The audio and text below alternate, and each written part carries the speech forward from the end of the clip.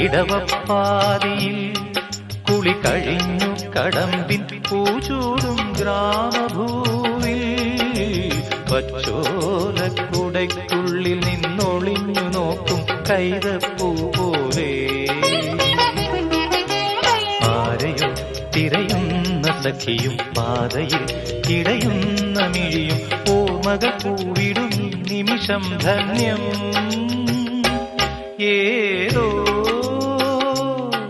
കിളിനാദമിൻ കരളിൽ മധുമാരി പെയ്തു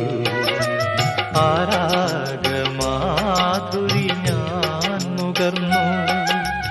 അതിലൂറും മന്ത്രമാം ശ്രുതിയിൽ